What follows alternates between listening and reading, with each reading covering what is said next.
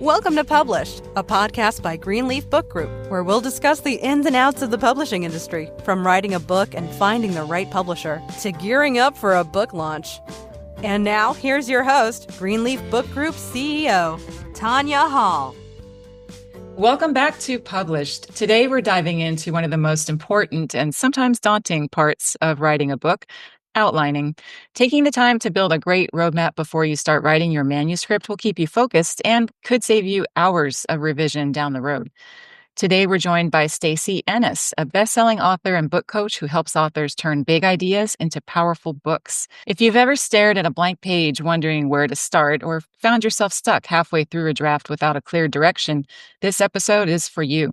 In this conversation, Stacy breaks down exactly how to approach outlining with clarity and confidence, shares common pitfalls to avoid, and gives practical advice you can start using today. Please take a moment to rate and review us on Apple Podcasts, Spotify, or wherever you're listening now.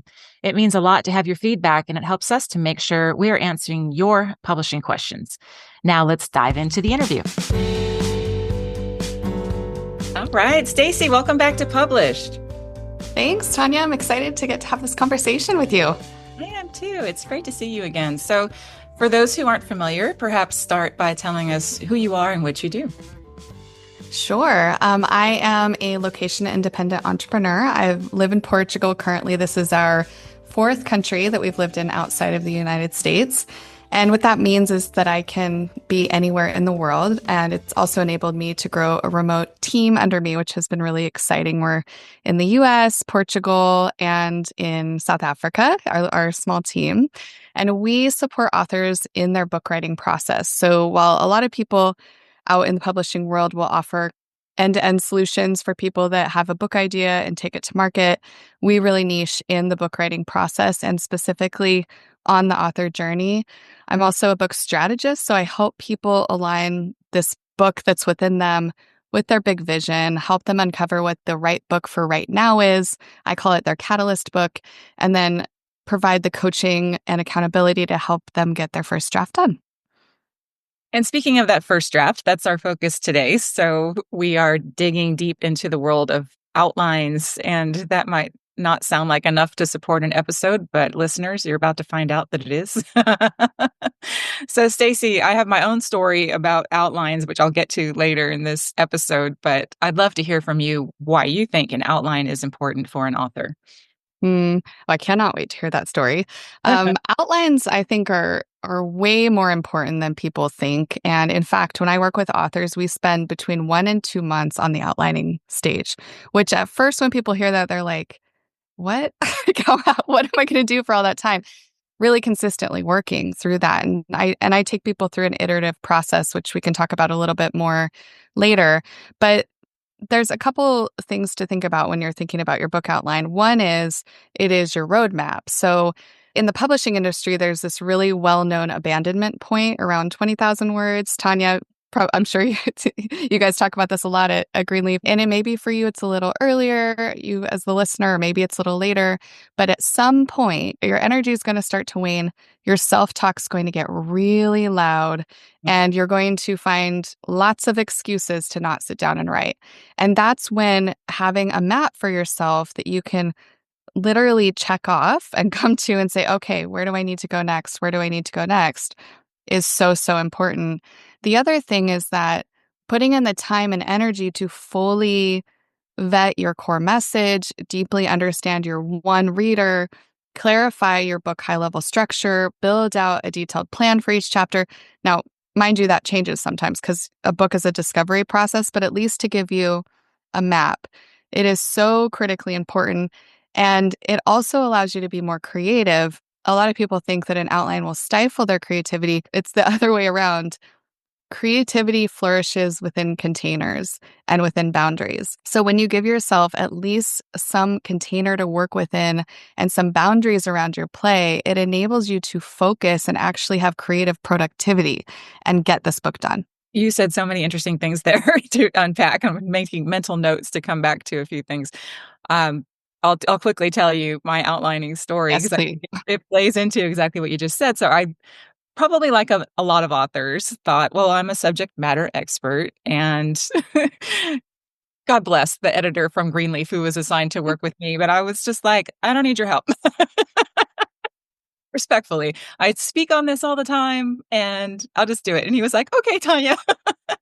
And so I went off to try to do exactly that. And I found that what my problem was that it wasn't a question of what to put in, it was what to leave out. And I kept going down these rabbit holes that were maybe interesting to me, but not serving. You used the phrase one reader, which I love, and not serving that core reader, but they were really tangents of things like the supply chain that only I will dork out on. So I got stuck for that reason. And I knew that I was putting in things that weren't important, and then I would get frustrated and lose energy, to your point. So then I, had to put my tail between my legs and go back to this editor and say, okay, I think we need to do an outline.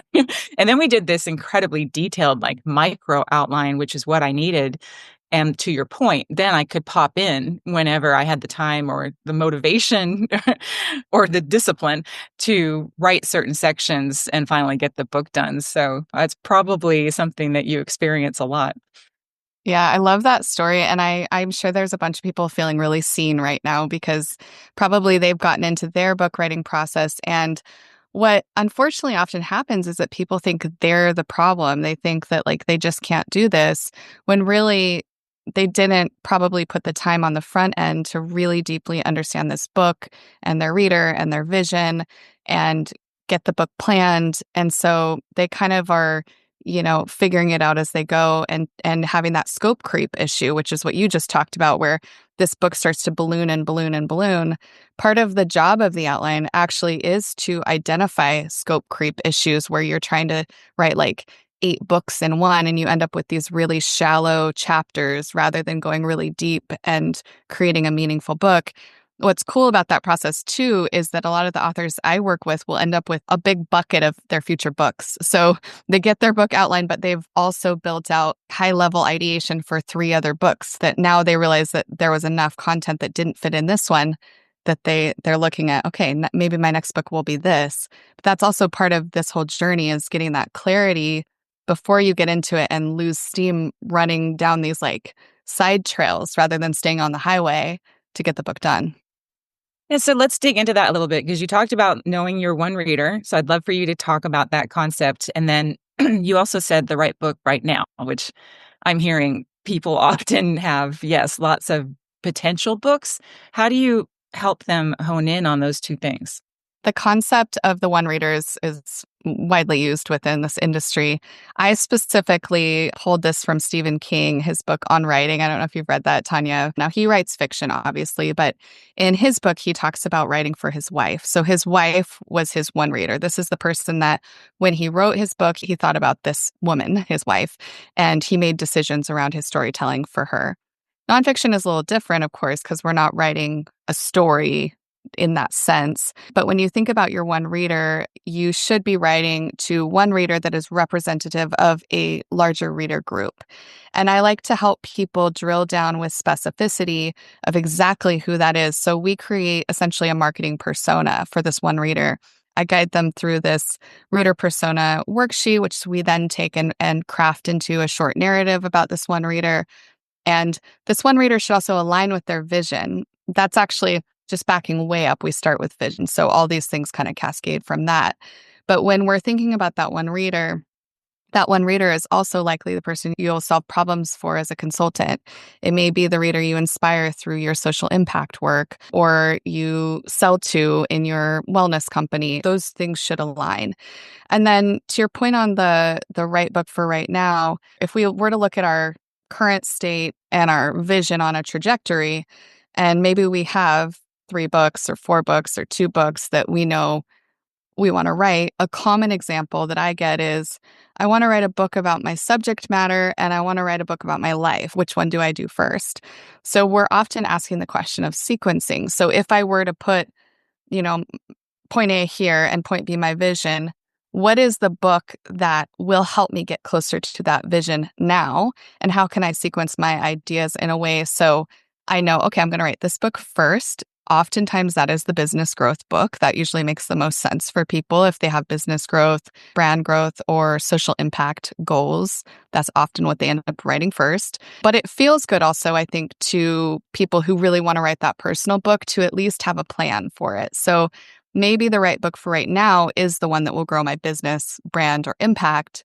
But I can sequence this out, and my next right book for right now will be my personal story, my memoir, for example. Sometimes you can integrate them, but of course there's specificity depending on the individual author. We're kind of talking backwards right now. What is the sequential order of getting through the outline, I suppose? If it's starting with vision, then what? The way that I like to think about the outlining process is, as I said, first we start with vision. So I take authors through a visioning exercise.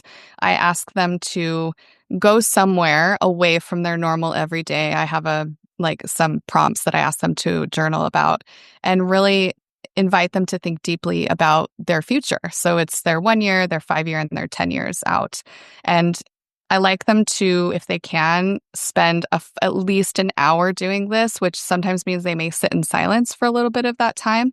But actually, that space and sometimes boredom is really important to the creative process and to finding clarity. Some of my clients will go out in the woods, or they'll go to the beach, or they'll go sit at a cafe. From there, then I walk authors through questions to help them begin to define their potential book topics. Then we move into a sticky note process where I have them put everything up on the wall. Our goal is to just get as much as we can. We go through these stages of sorting. This is where we often will come up with different books. So oftentimes people will end up with 2, sometimes 3, sometimes more different kind of book topics.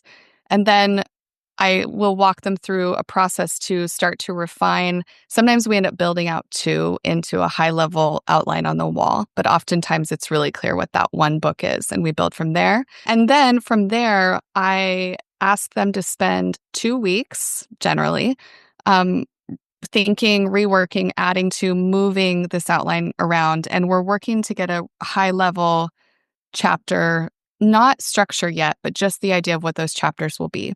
We go into our book concept. We start to define their high-level book core message, their book overview, their reader. Then we learn about book structure. So I teach them the different structures that they could use to create their book, to outline their book, and to write it. And then we go into that detailed outline. I call it an expanded outline, which is what you mentioned, Tanya, where we go really deep and build a highly detailed outline. Now, this can vary based on the person's brains. So everybody has a different level that they need to plan to. And I offer some different ways that they can do that based on what their needs are, also the type of book they're writing. So, for example, if you're writing a business fable or a memoir, your outlining process will look a little different than if you're writing a technical manual or a really prescriptive how-to book. The end result of that is typically an outline that's somewhere between 15 to 30 plus pages, which maybe sounds kind of crazy to listeners, but truly is what 99% of people need to be able to get that clarity and get their books done. The sticky notes are so fun because as the authors I work with go through the process, they will send pictures of their sticky notes, and there's almost some ceremony around removing them from the wall when you're done. It's like this really meaningful moment to get to finally remove them from the wall once you've gone through this process. Now, of course, all of this has a lot of depth to this. We could talk about every single stage of this for a whole episode. So, Tanya, anything you want to dig into, I'm happy to talk through more detail. Well, I'm curious, as you're going through this process, just because I get this question a lot, is there a moment where there's a discussion of, is this book marketable? Because people are often very humble and they've done the work of figuring out the concept, they've got the vision, but there's this inner voice going, but do people want to read it? Is there a market for it? So is that a part of your process? Absolutely. We definitely want to make sure that the book is marketable, that it's going to, attract readers and also do the job that it's meant to do in the world. This is a question that we're often talking about. Some listeners may be familiar with the jobs to be done framework. This is asking the question of, what is the job to be done by this book out in the world? And what is the journey the reader will take from point A to point B? And so when we're asking that question and we're getting really clear on what this book's job is, what it's going to do out in the world, then we can start to say, okay, what have readers already gone through before they get to the book? What have they read? What have they done? What have they tried? And then that lets you select potentially some individuals you already know, or to do a survey, or ChatGPT is a great first market analysis to give you a starting point to begin to dig more into data if you really need to do a deeper analysis. And I would say that the level of this matters more depending on the type of book and your goals for the book, right? So if you're writing a legacy book or writing a memoir that you don't have, huge aspirations for that to take you to the keynote stage. I call this keynote memoir or marketable memoir. If you're not in that camp, this is less important for you than somebody who has, let's say they have a wellness company, they're launching a product, and this book is going to be a critical part of bringing in new customers. This all looks very different depending on the type of book you're working on. And it can look like some targeted conversations, or it could look like deeper data analysis on, the need in the market. Listeners may often think that if there is no book out there like theirs, then there's this gap in the market that they need to fill. But actually, you want to see that there are some comparable titles out there that people are looking for books kind of like this. And then your job is really to define your unique factor and the thing that makes your book stand out. And your one reader is part of that. Your personal story and unique perspective is part of that. Your expertise and background is part of that. There's a lot of factors that make that up, but you and your reader actually have a ton to do with what makes your book stand out in the marketplace. Yeah, I love the way you said that. In the past, I've told people you can go to a bookstore and observe how much space is given to a given subject on the shelves. Oh, I love that. Going to give you a little bit of market intel, right? In terms of they're going to give more space to the things that move more copies. So, and this also changes as trends in our society change. So, like real estate, for instance, when the market is booming, there's a lot more space for real estate books, and when it contracts, so does that space. That being said, I think riches and niches is the phrase. So we have some really standout titles on our list that you probably wouldn't find in a bookstore, but they have a very clear audience. I like to use the example of we have one author who's an OBGYN and a male who had breast cancer. And when this book came across, I don't know why it never occurred to me that a male could have breast cancer, but it hadn't. And we did the research, and I think it was something like 1% to 2% of men in the United States deal with this. And you might be like 1% to 2%, but then you run the numbers, that's a lot of men. So it's not necessarily a book that you would expect to be in Barnes and Noble, but it is a book that there's demand for, probably online, where, men who are unfortunately impacted by this are seeking help. So I think for me, at least, that comes into play later as you're thinking about distribution options, but somebody shouldn't be discouraged that, okay, I followed Tanya's advice, walked into the bookstore, didn't see any books for men with breast cancer. I love that point, Tanya. And that niche, a lot of people are like, okay, how do I even figure out what my niche is? But all the things that we've been talking about are how you uncover your niche. So it's your unique perspective to your unique audience with your unique message and getting really crystal clear. And to your point, this is such a great example, that of that outlier. Generally, you want to see comparable titles, but this is an example where there was a really underserved niche. Like he was able to serve them well. So it's like anything, right? You have your standard rules and how things go, but there's always those outliers that come in and disrupt. I love the outliers, by the way. Yes. Okay, so let's get back to process, because you talked about these sticky notes, and in my head I can see sticky notes all over the wall. Are there people for whom that doesn't work, and perhaps there's a different approach? Is there a certain piece of technology that you recommend people use to get this process moving? A tactile process works for nearly everyone. Where it can get a little trickier for people sometimes is when they get into more detail and they maybe need a tool that will let them kind of move things around a little more and get a little bit more visual and play with it more easily. That is more of a need when people have already started and got lost than when they're in the beginning of their process. So there's a visual tool called Plotter that I think is really useful for people who are more visual and really like to kind of see their whole visual outline rather than having more of a written detailed outline. I've done some demos. So I met with the founder of the company a long time back and they showed me their back end and we kind of walked through how it worked. I also had them on my podcast, Beyond Better. The people that love Excel, I feel like could love something like this. You know, they can color code it, they can track it. For most, I would say nearly everybody that I work with, the process of the sticky notes works whether you are neurotypical, neurodivergent, working on a business fable or memoir or a technical book. It's actually about idea organization is actually what we're doing. It's not like, everybody's book comes in and everybody goes through this exact same process and basically out comes the same kind of book on different topics. It's actually, let me get all my ideas organized, learn the skill of book writing, understand the structure that best fits my book, deeply understand my message, my reader, my story, and how to integrate that, and then craft this book. But certainly there's always outliers in every situation, and I try to be really responsive and coach to needs when those come up because we all have different brains and different ways of working. If somebody tries a process and it's not working and you really have tried and your intuition is taking you in a different direction, you're wise. Your brain is telling you, I need to do it this way. Most of the time, there's an adjustment that you can make that really will work well with your brain. And a lot of the time, you should follow that intuition, but then take the advice of the experts and use what you can from their systems. I love that. So when is somebody ready to start outlining? Can they just show up with a sparkle in their eye? Do they have to have something drafted? Is there a requirement? I love a sparkle in the eye. I think that's a great place to start.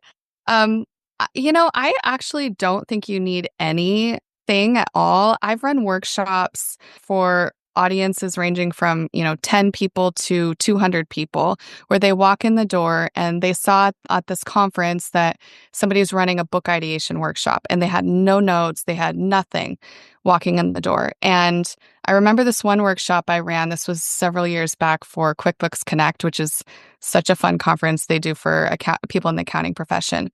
And I think there were about 200 people at that one. And I was looking around from the stage, and actually I walked around the whole room and just, saw what people are doing. There were just sticky notes everywhere. People were on the floor, people were on the wall, spread out all over the tables. Nobody in that room brought notes with them. Maybe they'd been thinking about it, but I think that in our everyday life, we are so closed off from our own thinking. We're not making space for deep introspection. We're not being quiet enough to hear our own thoughts. So if you can check into this process and engage, give yourself the space to focus, go through a guided process to unlock your ideas first and be really messy, be okay with the muck and the mud, and be okay with that for a little bit until you can find your way to clarity. That's actually where the magic is just quieting down and being intentional. And I think no matter where you are, you can find your book idea, whether you've been thinking about it for 10 years and have a bunch of notes in writing, or somebody mentioned it to you a couple months ago and it's been kind of in the back of your mind. I think any stage is actually a great place to start. That's very encouraging. Now, you've worked with so many authors. Is there a point during this outline process where you see them get tripped up most often? And if so, how can one avoid that? I find that it's actually inner talk that is the biggest hurdle for people. And that comes through with phrases like, they don't say this out loud, but thinking, who would ever want to read this? Who am I to write this book? What's the point of this? Am I just wasting my time? And all the things that inspired them to come into the process, once they really start to create this book, there's something about starting something that makes it risky, because when you're just talking about something, you haven't failed at it. It's just a dream. When you begin, now there's a chance that you could fail. And so I think some of that self-talk starts to come up, and it really shuts down creative thinking. It shuts down their unique voice. They start to have a normal human reaction to the idea of putting themselves out there, being seen. We are hardwired as humans to stay safe, which means not being exposed, not being in front of people in a vulnerable way. So it's really makes total sense that this comes up. How can they overcome that? I think the main way is through an expert or somebody you trust to come alongside you and help validate your idea. It doesn't mean that they're saying it's great if you have some things to adjust, but they're helping you polish, they're helping you identify any gaps, pushing back or saying, wow, this is incredible from a place of expertise and honesty and care. That is hugely helpful. And that doesn't have to look like a book coach. So people have a wide variety of budgets when they come into this. This could be a really trusted peer or a mentor or somebody like that. If you can work with a coach or, a publisher or whoever it is on your author journey, having an expert to review at key stages is hugely helpful. A great place for that is when you get your outline either nearly complete or complete, so that expert can come in and review it and help you both validate things that are working, push back and challenge things that maybe need to be polished further. Excellent. I'm hearing that our inner saboteurs can be very driven by fear of failure. Yes. Isn't that true in everything though, right? And writing a book is such a huge goal for so many people. Some people dream of it their whole lives, and it's a big, long process. So to me, it makes complete sense that happens. It's just finding ways to overcome that so that you can make this dream happen. Yeah. And knowing that it's going to happen and pushing through it regardless. I love that you brought that up. So let's go back to the nitty-gritty. So assuming we've got some shape for our outline, I imagine the next step is figuring out, you mentioned chapter structure earlier and how you don't initially focus on that. At what point are you starting to pay attention to chapter structure? And are there any best practices around how a writer approaches that? Mm-hmm. So in the sticky note process, eventually we do start thinking about sequencing with your chapters. And so that's one of the key rules that we often consider when we're working on chapter structure is the sequence of the chapters. So in what order does my reader need to receive this information or learn this thing to go on the journey I want them to go on in this book? We're also looking at simplicity. A lot of people try to overcomplicate their books. I really understand this. When I wrote my very first book back in 2013, I kind of did the same thing. I mean, it turned out I'm proud of that book. It was my very first book, but I included charts and interviews and there was just so much stuff stuffed into every chapter. And sometimes that makes sense depending on the type of book you're writing. Now, mine was a how-to practical guide, so it made sense that we had some of these extra things. But looking back, I should have simplified it. I could have taken some things out to make it a much cleaner experience for the reader. So we're often saying, okay, is this book as simple as it needs to be? Especially for first-time authors, don't overcomplicate your book structure. Just keep it simple. It's going to be way easier for you to write if you keep your book structure simple. We're also considering your core message, which you can think about as your through line. A through line in a play or a movie is connective tissue. So if you take, let's say, like a Broadway play like Hamilton, and you've got this core story of Hamilton, but then alongside Hamilton, you have all these kind of other little stories happening, right? So Hamilton is our connective tissue, but we also have all these other things going on around this story. Your core message is your connective tissue. And so as you are organizing this book, you're asking that question, does this connect directly to my core message? And then you're also asking yourself what your reader needs in this chapter and in this book, because a lot of people will forget the kind of level of knowledge their reader already has, or they make assumptions that their reader knows things that actually they don't necessarily know coming in. So we're asking a lot of those questions.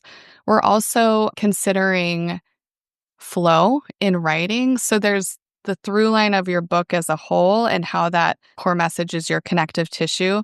But there's also this cyclical structure to flow that you deploy in basically the whole book, the individual sections and chapters. And so we're looking at, like, along with pulling this core message through, how are we creating strong flow in every section and every chapter? And that cyclical component of it is that a really strong chapter typically pulls through that core idea all the way through, and then it also connects back to the very beginning of the chapter. That often gives you this feeling of cohesion. Everything I'm talking about has so many layers to it, but I think I'll stop there, Tanya. I love it. You're obviously so good at what you do and have so much to share. I'm wondering, as someone's going through this process, and it can sound complicated, and like you said, having a guide will certainly help in that process and help you get it done right the first time. How are you advising people on length? Because I think that's another thing I see authors get tripped up on. They think like it's not long enough, or very often a book comes to us and we're thinking about considerations in merchandising. And I think sometimes, why does it have to be a certain length? That's so outdated, and why it's archaic how you book people think. But the fact is, it has to have a spine. So how are you guiding people as they're thinking about length, and how does that play into the outline?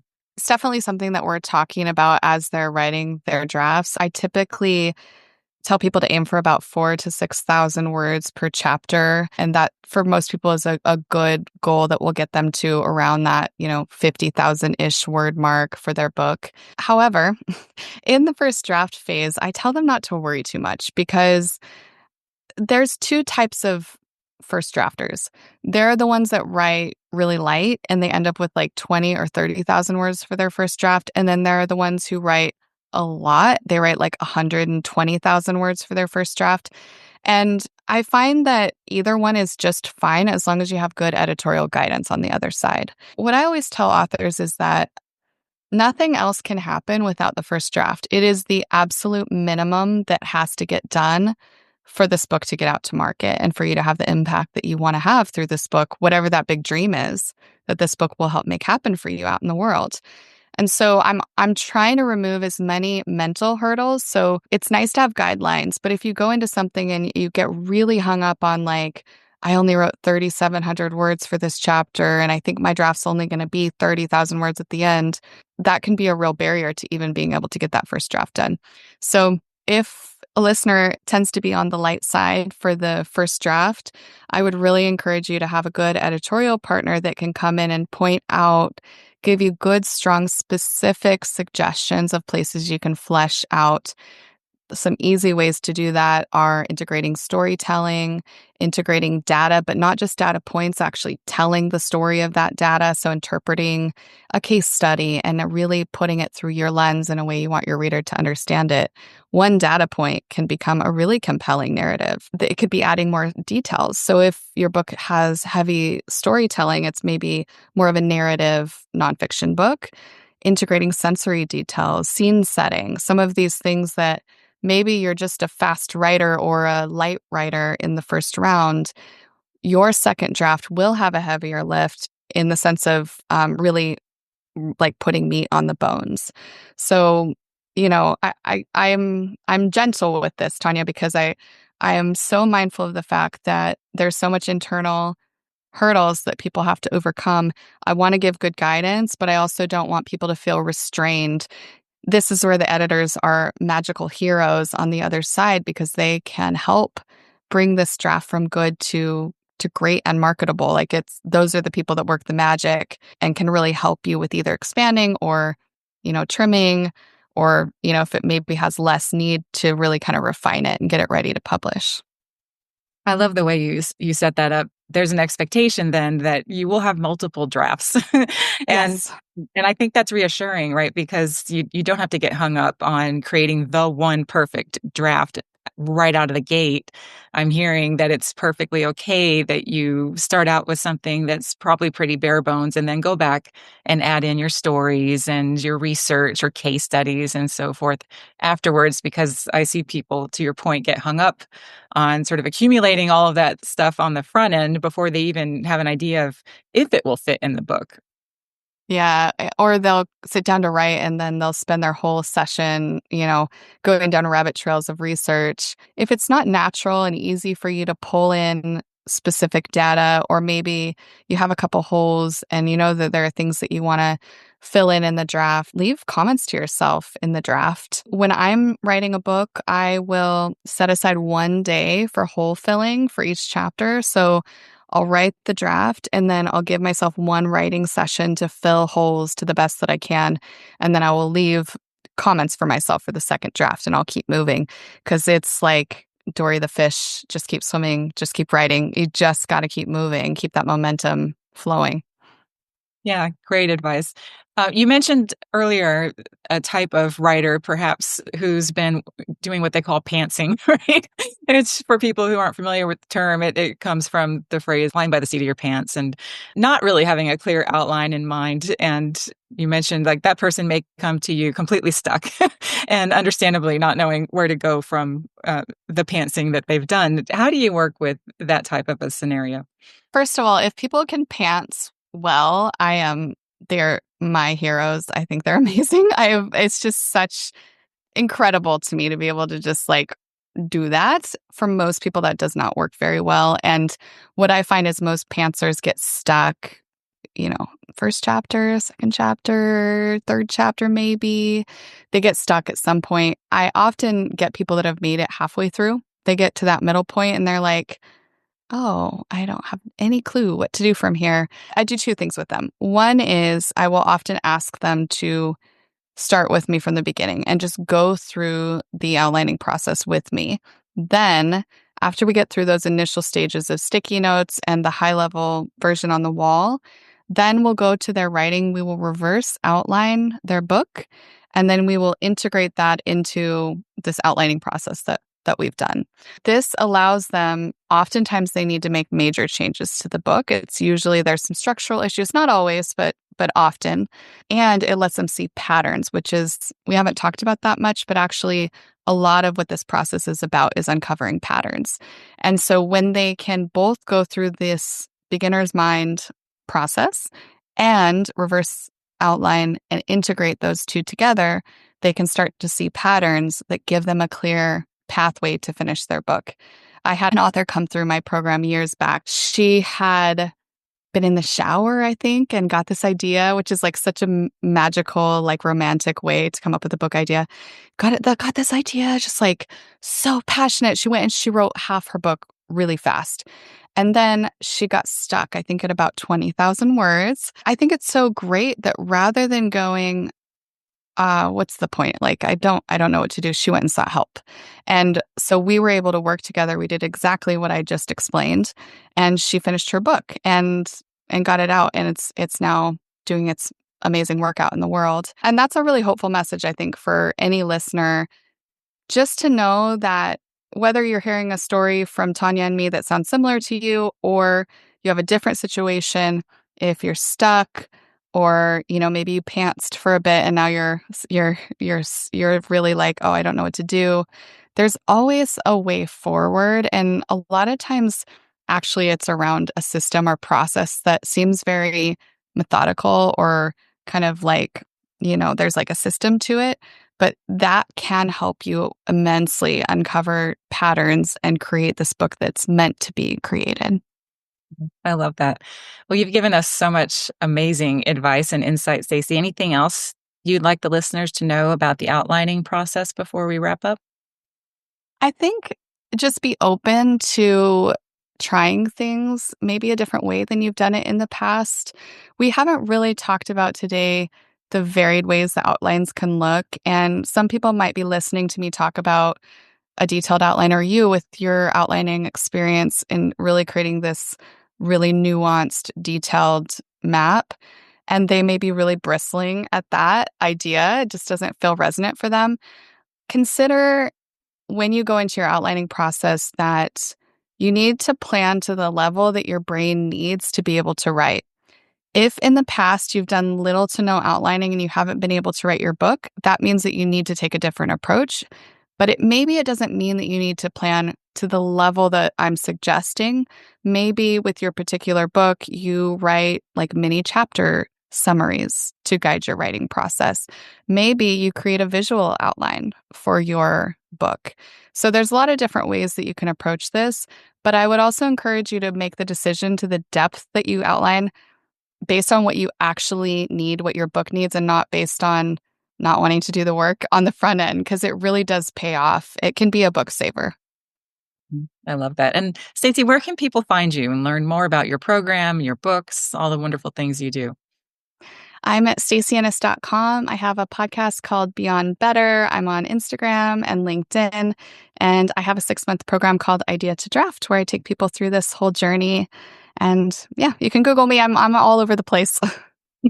And by the way, Stacy has an astonishing success rate for that program, for getting people across the finish line with that first draft. So well done, Stacy. You obviously are a pro at what you do. Thank you so much for joining us and sharing all of this insight with our listeners. Thank you, Tanya. This was so fun. I don't get to nerd out to this level very often, so I really, really enjoyed it. Likewise. That's it for today's episode. We hope you enjoyed learning about how to outline your book. For more information, visit greenleafbookgroup.com/episode 97. You can also find advice for writing, publishing, and promoting your work in my book, Ideas, Influence, and Income, which you can learn more about at ideasinfluenceandincome.com. A big thank you to Madison Johnson, who produces the Published podcast, and to our 5-star reviewers. Thank you for your support, and we will be back with another episode on the last Tuesday of next month.